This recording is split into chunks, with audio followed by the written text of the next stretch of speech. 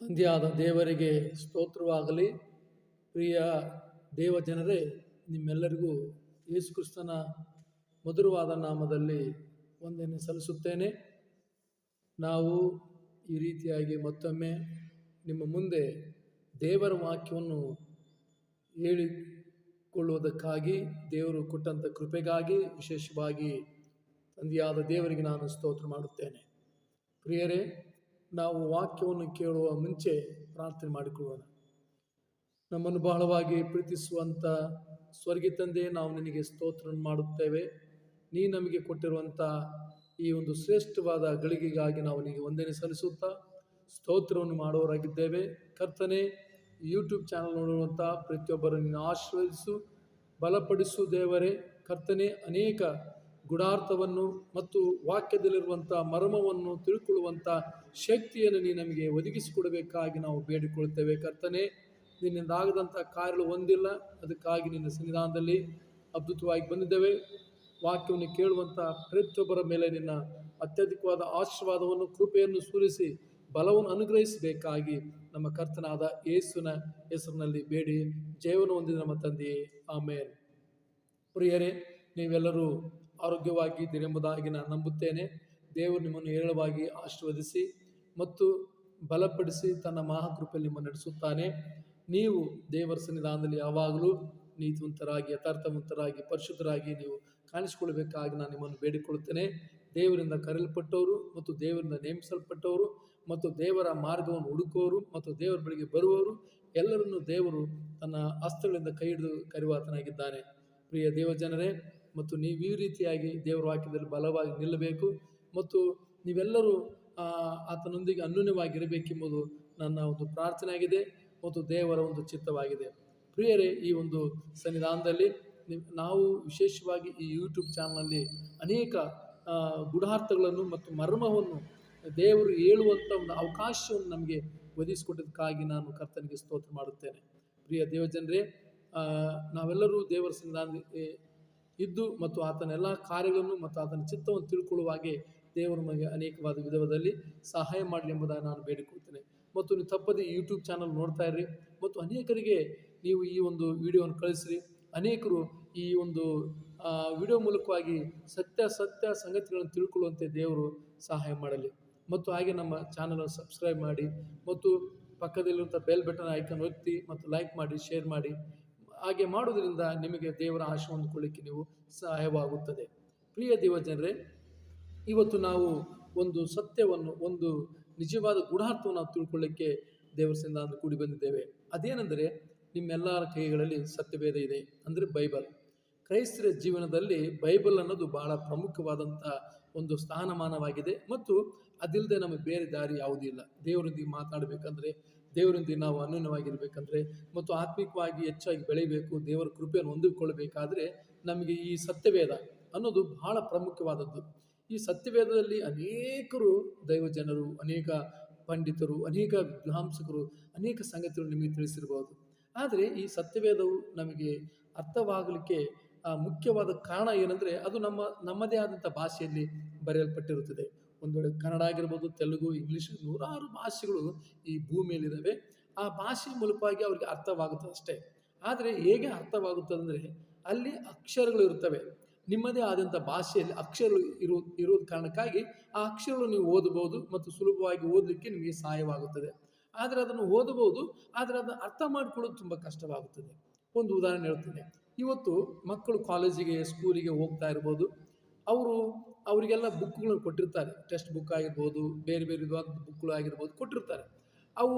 ಅವರನ್ನು ಓದುತ್ತಾರೆ, ಅವರು ಓದಿ ಅದನ್ನು ಬರೀತಾರೆ ನಿಜ. ಆದರೆ ಅದರಲ್ಲಿರುವಂಥ ಅರ್ಥವನ್ನು ತಿಳ್ಕೊಳ್ಳೋಕ್ಕೆ ತುಂಬ ಕಷ್ಟವಾಗುತ್ತದೆ. ಅದಕ್ಕಾಗಿ ಆ ಕಾಲೇಜುಗಳಲ್ಲಿ, ಸ್ಕೂಲ್ಗಳಲ್ಲಿ ಅನೇಕ ಮೇಸ್ಟ್ರುಗಳು ಮತ್ತು ಲೆಕ್ಚರ್ಗಳು, ಪ್ರೊಫೆಸರ್ಗಳು ಈ ರೀತಿ ಇರುತ್ತಾರೆ. ಕೇವಲ ಬುಕ್ ಓದೋದ್ರಿಂದ ಅವ್ರಿಗೆ ಅರ್ಥ ಹೇಗಾಗುತ್ತೆ ಅದು ಅವ್ರದ್ದೇ ಆದಂಥ ಭಾಷೆಯಲ್ಲಿ ಬರೆಯಲ್ಪಟ್ಟಿರುತ್ತದೆ, ನಿಜ ತಾನೆ.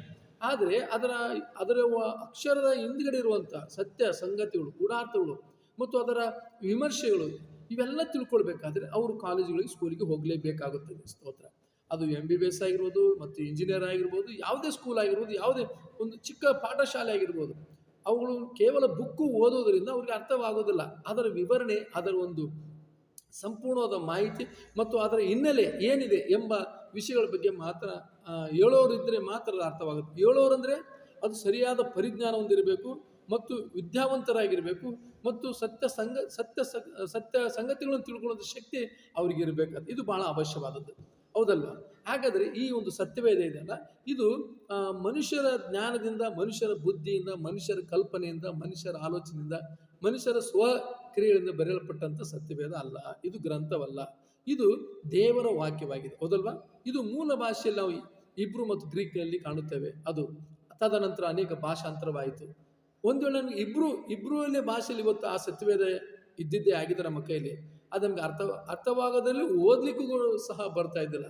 ಇವತ್ತು ಓದಲಿಕ್ಕೆ ಹೇಗೆ ಸುಲಭವಾಗ್ತಾ ಇದೆ ಅಂದರೆ ಅದು ನಮ್ಮದೇ ಆದಂಥ ಭಾಷೆಯಲ್ಲಿದೆ ಅಷ್ಟೇ. ನಮ್ಮದೇ ಆದಂಥ ಭಾಷೆ ಅಂದರೆ ಅಕ್ಷರದಲ್ಲಿದೆ, ಹಾಗೆ ಓದಲಿಕ್ಕೆ ನಮಗೆ ಸುಲಭವಾಗುತ್ತೆ. ಆದರೆ ಆ ಅಕ್ಷರಗಳ ಹಿಂದೆ ಇರುವಂಥ ಹಿನ್ನೆಲೆ ಏನಿದೆ ಅದನ್ನು ನಾವು ತಿಳ್ಕೊಳ್ಬೇಕು, ಮೊದಲು ಬಹಳ ಅವಶ್ಯವಾದದ್ದು.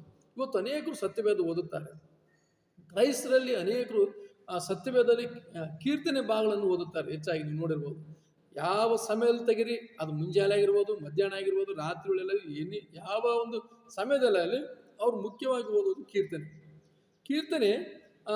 ಅನೇಕ ಕ್ರೈಸ್ತರು ಅದು ಸುಲಭ ಎಂಬುದಾಗಿ ತಿಳ್ಕೊಂಡಿದ್ದಾರೆ. ನನ್ನ ಪ್ರಿಯ ಮಕ್ಕಳೇ, ಅದು ಸುಲಭವಲ್ಲ. ಅದು ಬಹಳ ಗೂಢಾರ್ಥದಿಂದ ಮತ್ತು ಮರ್ಮದಿಂದ ಕೂಡಿದೆ. ಪ್ರತಿಯೊಂದು ವಾಕ್ಯ, ಪ್ರತಿಯೊಂದು ಶಬ್ದ ಸಹ ಅದು ಬಹಳ ಮರ್ಮದಿಂದ ಕೂಡಿದೆ ಮತ್ತು ಗೂಢಾರ್ಥದಿಂದ ತುಂಬಿದೆ. ಅದು ಮತ್ತು ಒಂದು ರೀತಿಯಲ್ಲಿ ಹೇಳಬೇಕಾದ್ರೆ ಪ್ರವಾದನೆ ಪುಸ್ತಕ ಎಂಬುದಾಗಿ ನಾವು ಕರೆಯಬಹುದು. ಯಾಕಂದರೆ ಪ್ರವಾದನೆ ಪುಸ್ತಕಗಳೆಂಬುದಾಗಿ ಅದು ನಾವು ಸಾಮಾನ್ಯವಾಗಿ ಹೇಳೋದೇನೆ ದಾವೀದನ ಕೀರ್ತನೆ ಎಂಬುದಾಗಿ, ಹೌದಲ್ವ? ಆದರೆ ಅಲ್ಲಿ ಆ ಗ್ರಂಥದಲ್ಲಿ ಮೇಲೆ ಹೆಸರು ಕೊಟ್ಟಿದ್ದಾರೆ ಕೀರ್ತನೆಗಳು ಎಂಬುದಾಗಿ. ಅಂದರೆ ಇದು ಒಂದು ಪ್ರವಾದನೆ ಪುಸ್ತಕವಾಗಿದೆ. ಇಲ್ಲಿರುವಂಥ ಗೀತೆ ಆಗಿರ್ಬೋದು, ಇಲ್ಲಿರುವಂಥ ಪದ್ಯವಾಗಿರ್ಬೋದು, ಇಲ್ಲಿರುವಂಥ ವಾಕ್ಯ ವಚನವಾಗಿರ್ಬೋದು, ಇದೆಲ್ಲವೂ ಗೂಢಾರ್ಥದಿಂದ ಮರ್ಮದಿಂದ ತುಂಬಿದೆ. ನೀವು ಅನ್ಕೊಳ್ಬೋದು, ಪಾಸ್ಟರ್ ಯಾಕೆ ಈ ರೀತಿಯಾಗಿ ಇದು ಮರ್ಮವಾಗಿ ಮತ್ತು ಗೂಢಾರ್ಥವಾಗಿ ತುಂಬಿಕೊಂಡಿದೆ ಎಂಬುದಾಗಿ ನೀವು ನನ್ನನ್ನು ಕೇಳ್ಬೋದು. ಯಾಕಂದರೆ ಇದು ದೇವರ ಭಾಷೆಯಾಗಿದೆ. ಯಾಕಂದರೆ ಪರಲೋಕ ರಾಜ್ಯ ಅನ್ನೋದು ಏನಿದೆಲ್ಲ ಅದನ್ನು ಯಾರು ಸ್ವಾಧೀನ ಮಾಡಿಕೊಳ್ಳಬಾರ್ದು, ಅದರಲ್ಲಿ ಬಲವಂತವಾಗಿ ಯಾರು ಹೋಗಬಾರ್ದು ಎಂಬುದಾಗಿ ಅದು ಪವಿತ್ರವಾಗಿ ಉದುವಾಗಿ, ಅಂದರೆ ಅದು ಬಚ್ಚಿಟ್ಟವಾಗಿ ಉದುವಾಗಿ ಅದು ಇಡಲ್ಪಟ್ಟಿದೆ. ಯಾಕಂದರೆ ಅದು ದೇವರ ಮಕ್ಕಳಿಗೆ, ಯಾರು ಆ ರಾಜ್ಯಕ್ಕೆ ಹೋಗುತ್ತಾರೋ, ಯಾರು ಆ ರಾಜ್ಯಕ್ಕೆ ಸಿದ್ಧರಾಗಿದ್ದಾರೋ ಅವರಿಗೆ ಮಾತ್ರ ಈ ಒಂದು ರಾಜ್ಯದ ಬಗ್ಗೆ ತಿಳ್ಕೊಳ್ಬೇಕು, ಅವರಿಗೆ ಮಾತ್ರ ಈ ರಾಜ್ಯ ಕೊಡಲ್ಪಟ್ಟಿದೆ. ಆದ ಕಾರಣಕ್ಕಾಗಿ ಇದು ಎಲ್ಲರೂ ಸುಲಭವಾಗಲಿಕ್ಕೆ ಸಾಧ್ಯವಿಲ್ಲ. ಆದ್ದರಿಂದ ನನ್ನ ಪ್ರಿಯ ದೇವರ ಮಕ್ಕಳೇ, ಈ ಸತ್ಯವೇದವನ್ನು ಓದುವಾಗ ಇದರ ಒಂದು ಅರ್ಥ ಬಹಳ ಗೂಢಾರ್ಥವಾಗಿದೆ. ಯಾಕಂದರೆ ಇದು 66 ಪುಸ್ತಕ ತುಂಬಿದೆ. ಒಂದು 39 ಪುಸ್ತಕ ಹಳೆ ಒಡಂಬಡಿಕೆ ಮತ್ತು ಹೊಸ ಒಡಂಬಡಿಕೆಯಲ್ಲಿ 27 ಪುಸ್ತಕಗಳು. ಹೀಗೆ ಈ ಎರಡು ಸೇರಿ 66 ಪುಸ್ತಕ ಕೂಡಿದಂಥ ಒಂದು ಪವಿತ್ರವಾದ ಗ್ರಂಥವಾಗಿದೆ. ಆದರೆ ಇದರಲ್ಲಿ ಇತಿಹಾಸ ಇರ್ಬೋದು, ಚರಿತ್ರೆ ಇರ್ಬೋದು, ಮಾತುಕಾರ್ಯ ಇರ್ಬೋದು, ಅದ್ಭುತ ಕಾರ್ಯ ಇರ್ಬೋದು ಮತ್ತು ಘಟನೆಗಳು ಇರ್ಬೋದು. ಇವೆಲ್ಲವೂ ಒಂದು ರೀತಿ ಒಂದು ಭಾಗವಾದರೆ ಸುಮಾರಾಗಿ ಹೇಳ್ಬೇಕಂದ್ರೆ ಇದರಲ್ಲಿ ಒಂದು 80ರಷ್ಟು, ಹೆಚ್ಚು ಕಡಿಮೆ 80ರಷ್ಟು ಇದು ಗೂಢಾರ್ಥವಾಗಿದೆ, ಅಂದರೆ ಮರ್ಮವಾಗಿದೆ, ಪ್ರವಾದನೆ ಆಗಿದೆ. ಇದನ್ನು ಹೇಗೆ ಅರ್ಥ ಮಾಡಿಕೊಳ್ಬೇಕಂದ್ರೆ ಒಬ್ಬ ಸೇವಕನು, ಒಬ್ಬ ದೇವರಿಂದ ಕರೆಯಲ್ಪಟ್ಟವನು, ದೇವರಿಂದ ಆರಿಸಲ್ಪಟ್ಟವನು ಮತ್ತು ದೇವರೊಂದಿಗೆ ಯಾವಾಗಲೂ ಅನ್ಯೋನ್ಯವಾಗಿರೋ ನಂಬಿಕಸ್ಥನಾದ ಸೇವಕನು ಯಾರಿರ್ತಾರೋ ಅವರಿಗೆ ದೇವರು ಈ ಗೂಢಾರ್ಥವನ್ನು, ಈ ಮರ್ಮವನ್ನು ತಿಳಿಯಪಡಿಸ್ತಾ ಇದ್ದಾನೆ. ಅದಕ್ಕಾಗಿ ನಾನು ಕರ್ತನಿಗೆ ಸ್ತೋತ್ರ ಮಾಡುತ್ತೇನೆ. ಯಾಕಂದರೆ ಇಲ್ಲಿರುವಂಥ ಪ್ರತಿಯೊಂದು ವಾಚನವು, ಇಲ್ಲಿರುವಂಥ ಪ್ರತಿಯೊಂದು ವಾಕ್ಯವು ಅದನ್ನು ನಾವು ಅರ್ಥ ಮಾಡಿಕೊಳ್ಬೇಕಂದ್ರೆ ಅದು ಬಹಳ ಕಠಿಣವಾದ ಕೆಲಸವಾಯಿತು. ಇವತ್ತು ಒಂದು ವೇಳೆ ನಿಜವಾಗಿ ನಾವು ಅರ್ಥ ಮಾಡಿಕೊಂಡಿದ್ದಾಗಿದ್ದರೆ, ನಾವು ಓದುವಂಥ ನಮಗೆ ಅರ್ಥವಾಗಿದ್ದರೆ, ನಾವು ಅದನ್ನು ದೇವರ ಉದ್ದೇಶವನ್ನು ತಿಳ್ಕೊಂಡಿದ್ದಾಗಿದ್ದರೆ ನಾವು ತಪ್ಪಿ ಹೋಗ್ಲಿಕ್ಕೆ ಸಾಧ್ಯವಿಲ್ಲ. ಇವತ್ತೆಷ್ಟೋ ಎಷ್ಟೋ ಕ್ರೈಸ್ತರು ಈ ಸತ್ಯವೇದನ್ನು ಓದಿ ಎಷ್ಟೋ ಜನ ಪಾಪವನ್ನು ಮಾಡ್ತಾ ಇದ್ದಾರೆ, ಅಪರಾಧದಲ್ಲಿದ್ದಾರೆ, ತಪ್ಪಿನಲ್ಲಿದ್ದಾರೆ, ಅನೇಕವಾದ ದೇವರಿಗೆ ವಿರುದ್ಧವಾಗಿ ನಿಲ್ತಾ ಇದ್ದಾರೆ. ಯಾಕೆ ಹೀಗೆ ನಿಲ್ಲಬೇಕಾಗಿತ್ತು? ಒಂದು ವೇಳೆ ಅವರಿಗೆ ಸತ್ಯದ ಪರಿಜ್ಞಾನ ಇದ್ದಿದ್ದರೆ, ಸತ್ಯವೇದದ ದೇವರ ವಾಕ್ಯಗಳು ಅವ್ರಿಗೆ ಅರ್ಥವಾಗಿದ್ದರೆ ಅವರು ಪಾಪ ಮಾಡಲಿಕ್ಕೆ ಸಾಧ್ಯವಿಲ್ಲ. ಯಾಕಂದ್ರೆ ಒಂದು ಸಾರಿ ಕತ್ತಲಿಂದ ಬೆಳಕಿಗೆ ಬಂದ ಮೇಲೆ ಅವನು ತಿರುಗಿ ಬೆಳಕಿಗೆ ಹೋಗೋದು ಹೇಗೆ? ಅದಕ್ಕೆ ಸತ್ಯವೇದದಲ್ಲಿ ಕೆಲವು ಪ್ರಾಣಿಗಳನ್ನು, ಕೆಲವು ವಸ್ತುಗಳನ್ನು ವ್ಯಕ್ತಿಗಳಿಗೆ ಹೋಲಿಕೆ ಆಗಿದೆ. ಇದನ್ನು ಗ್ರಹಿಸಬಹುದು. ಯಾಕಂದರೆ ಈ ಒಂದು ವಸ್ತುಗಳ ರೂಪದಲ್ಲಿ ಮತ್ತು ಇದೊಂದು ಗೂಢಾರ್ಥವಾಗಿ ಮರ್ಮವಾಗಿ ಇಟ್ಟಿರುವಂಥ ವಾಕ್ಯದಿಂದ ಇದು ಅನೇಕ ರೀತಿಯಲ್ಲಿ ಅರ್ಥವಾಗಲಿಕ್ಕೆ ಸಾಧ್ಯವಿಲ್ಲ. ನಾನು ನಿಮ್ಮನ್ನು ವಿನಂತಿಸ್ಕೊಳ್ಳೋದಂದರೆ, ಈ ಸತ್ಯವೇದವನ್ನು ಓದುವಾಗ ಇದರಲ್ಲಿರುವಂಥ ವಾಕ್ಯಗಳು, ಇದರಲ್ಲಿರುವಂಥ ಮರ್ಮವನ್ನು ತಿಳ್ಕೊಳ್ಬೇಕಾದ್ರೆ ಅದು ನಮ್ಮ ಕಲ್ಪನೆಯಿಂದ, ನಮ್ಮ ಒಂದು ವಿಚಾರದಿಂದ ಯಾರೋ ಏನು ಹೇಳಿದ್ರು, ಯಾರೋ ಏನು ತಿಳಿಸಿದ್ರು ಎಂಬುದಾಗಿ ಹೇಳ್ತಾ ಹೋದರೆ ಅದು ಯಾರಿಗೂ ಅರ್ಥವಾಗಲಿಕ್ಕೆ ಸಾಧ್ಯನೇ ಇಲ್ಲ. ಇದು ಸ್ವಕಲ್ಪಿತವಾದ ಬೋಧನೆ ಮಾಡಲಿಕ್ಕೆ ಸಾಧ್ಯವಿಲ್ಲ. ಒಂದು ವೇಳೆ ಇದನ್ನು ನಾವು ಕಲ್ಪಿತವಾಗಿ ನಾವೇ ಏನೋ ಊಹೆ ಮಾಡಿಕೊಂಡು, ನಾವೇನೋ ಆಲೋಚನೆ ಮಾಡಿಕೊಂಡು, ನಾವೇ ಯಾವುದೊಂದು ಸಂಗತಿಗಳನ್ನು ಹೇಳುತ್ತೇವೆ ಎಂಬುದಾಗಿ ಅಂದ್ಕೊಂಡು ನಾವು ಈ ವಾಕ್ಯ ಹೇಳ್ತಿದ್ರೆ ಅದು ಸುಳ್ಳು ಬೋಧನೆ ಆಗುತ್ತದೆ. ಅದು ಪಕ್ಕ ಸುಳ್ಳು ಬೋಧನೆ. ಯಾಕಂದ್ರೆ ಸತ್ಯವೇದ ದೇವರಿಂದ ಬರೆಯಲ್ಪಟ್ಟಂತ ಗ್ರಂಥ ಎಂಬುದಾಗಿ ಹೇಳ್ತೇವೆ. ಅದು ದೇವರ ಭಾಷೆ ಇದೆ. ಆ ದೇವರ ಭಾಷೆ ಯಾರಿಗೆ ಅರ್ಥ ಆಗುತ್ತಂದ್ರೆ, ಈಗ ನೋಡಿ, ನಾನು ನಿಮ್ಮ ಸಂಗಡ ಕನ್ನಡ ಭಾಷೆಯಲ್ಲಿ ಮಾತಾಡ್ತಿದ್ದೀನಿ, ನಿಮ್ಗೆ ಅರ್ಥವಾಗುತ್ತಲ್ಲ. ಒಂದು ವೇಳೆ ನಾನು ಯಾವುದೋ ಒಂದು ಭಾಷೆಯಲ್ಲಿ, ಅರಾಮಿಕ್ ಭಾಷೆ ಆಗಲಿ, ಯಾವುದೋ ಹೊರ ದೇಶದ ಭಾಷೆ ನಾನು ನಿಮ್ಮನ್ನು ಮಾತಾಡ್ತಾ ಇದ್ದರೆ ಎಲ್ಲೋ ಅಲ್ಪವಾಗಿ ಅರ್ಥವಾಗಬಹುದು, ಆದರೆ ಅನೇಕರಿಗೆ ಅರ್ಥವಾಗಕ್ಕೆ ಸಾಧ್ಯವಿಲ್ಲ. ಈಗ ನೋಡಿ, ಇಂಗ್ಲಿಷ್ ಒಂದು ಭಾಷೆ ಇದೆ, ಎಲ್ಲರಿಗೂ ಅರ್ಥವಾಗುವಂಥ ಭಾಷೆಯಾಗಿದೆ ಇಡೀ ಪ್ರಪಂಚದಲ್ಲಿ. ಆದರೆ ಇಂಗ್ಲಿಷ್ ಬಿಟ್ಟೆ ಬೇರೆ ಬೇರೆ ಭಾಷೆ ಇದಾವೆ. ಯಾಕೆ? ಅದು ಸ್ವಲ್ಪ ಮಟ್ಟಿಗೆ ಅರ್ಥವಾಗಬಹುದು ಕೆಲವರಿಗೆ, ಆದರೆ ದೇವರ ಭಾಷೆ ಏನಿದೆಯಲ್ಲ, ಅದು ಯಾರಿಗೆ ಅರ್ಥವಾಗುತ್ತಂದ್ರೆ ದೇವರೊಂದಿಗೆ ಅನ್ಯೋನ್ಯವಾಗಿರುವಂಥ ಮಕ್ಕಳಿಗೆ ಮಾತ್ರ ಅರ್ಥವಾಗುತ್ತೆ. ಕೆಲವು ಉದಾಹರಣೆ ನಾನು ನಿಮಗೆ ತಿಳಿಸ್ಬೋದು. ಈಗ ನೀರಂತ ಕರಿತೇವೆ, ನೀರು ಭೌತಿಕವಾಗಿ ನೀರೇ ಆಗಿದೆ, ಬಿಟ್ಟರೆ ಬೇರೆ ಏನಿಲ್ಲ. ಇದು ಆತ್ಮಿಕವಾಗಿ ಏನಾಗಿದೆ? ಇದು ದೇವರ ವಾಕ್ಯ. ನಿಮ್ಗೆಲ್ಲ ಗೊತ್ತಿದೆಯಲ್ಲ, ಇದು ನಂಬ್ತೀರಾ ನೀವೆಲ್ಲರೂ? ಹೌದು, ದೇವರ ಸ್ತೋತ್ರ. ಇನ್ನೊಂದು ಮಾತು ನಾನು ನಿಮಗೆ ಹೇಳುತ್ತೇನೆ, ಅದೇನೆಂದರೆ ಗುಡಾರ್ಥ ಬಗ್ಗೆ ಒಂದು ಉದಾಹರಣೆ ಕೊಡ್ತಾ ಇದೆ ನಿಮಗೆ. ಸರಿ, ವಾಕ್ಯ ಅಂತ ಹೇಳ್ತೇವೆ ನಾವು. ವಾಕ್ಯ ಅಂದ್ರೆ ಏನು?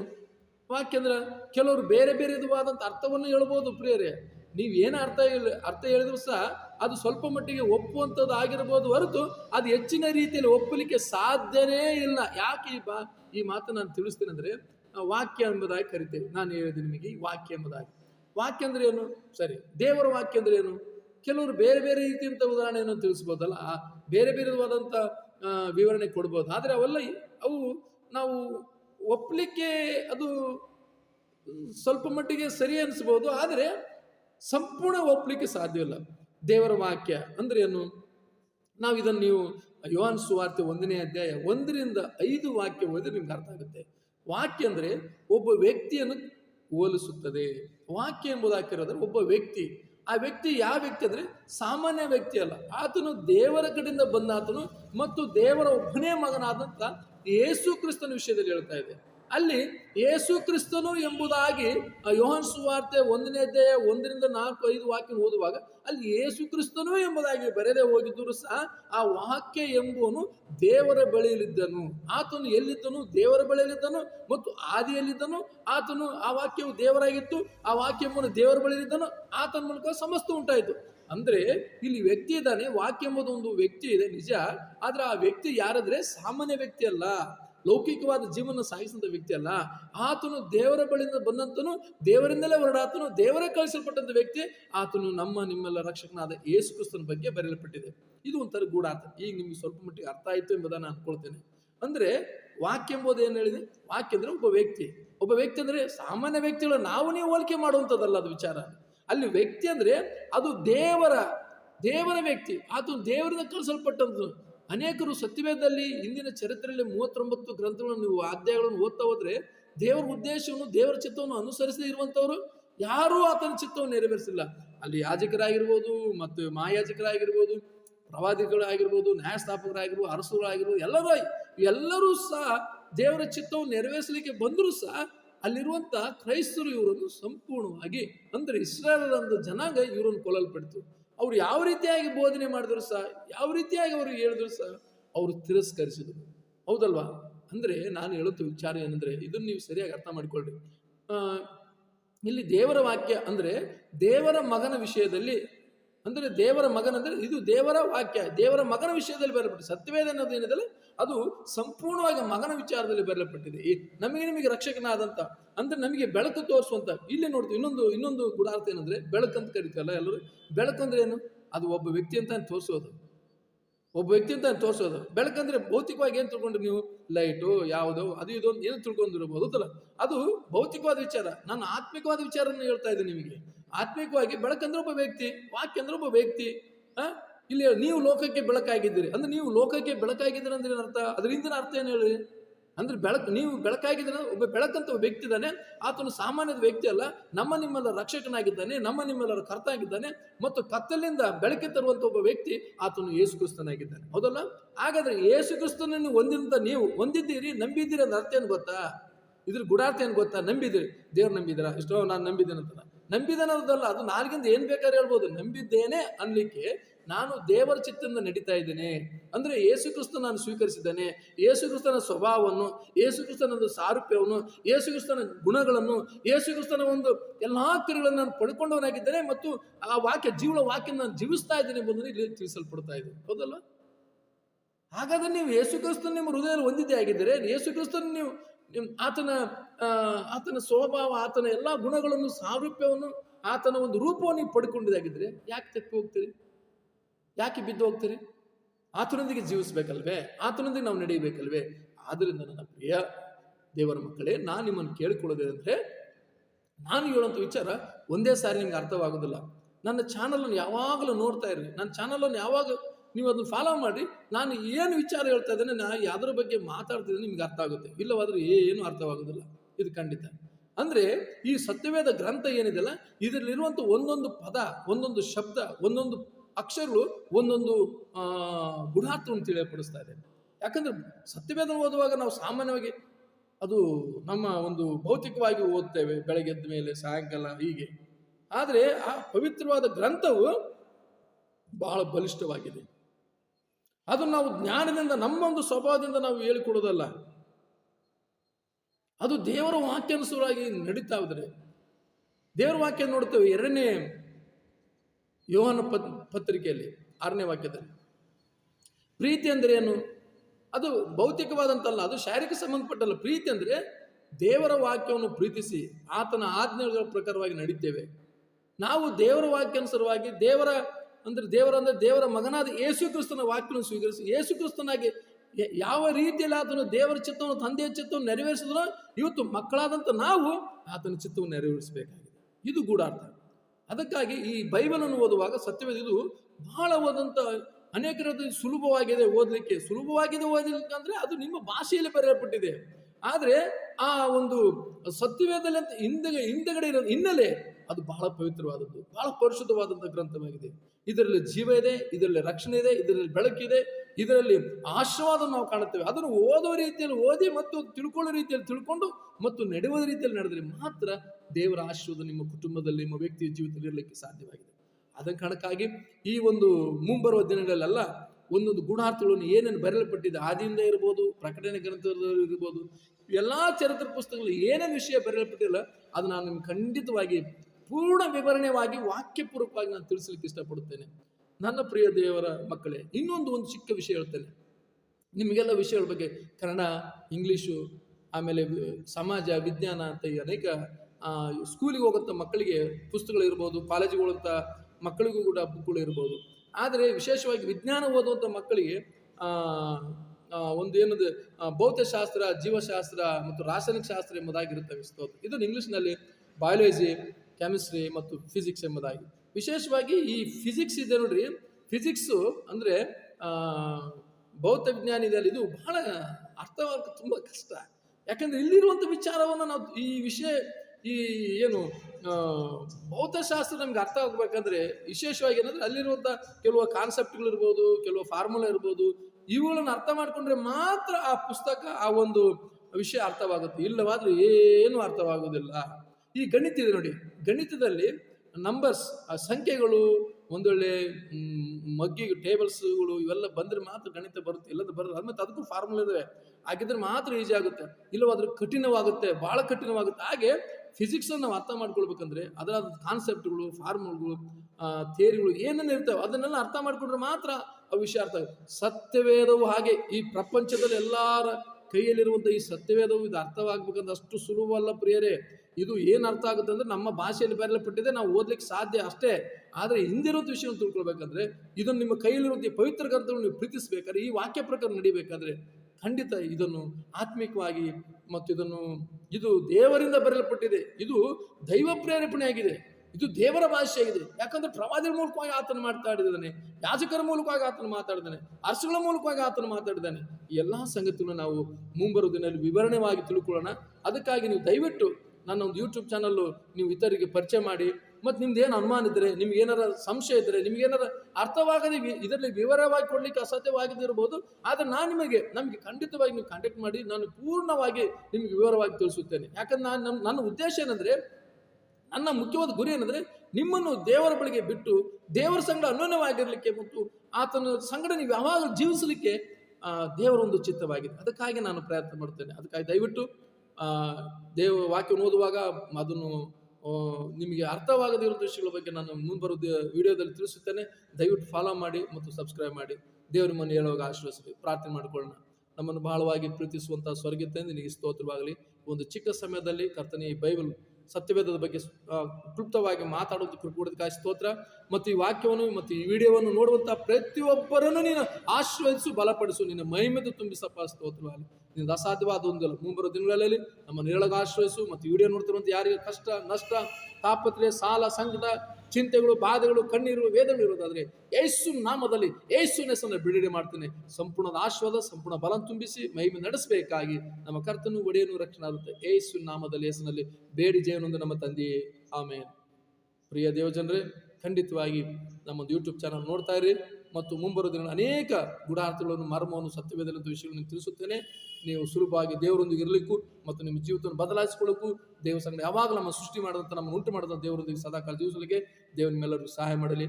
God bless you.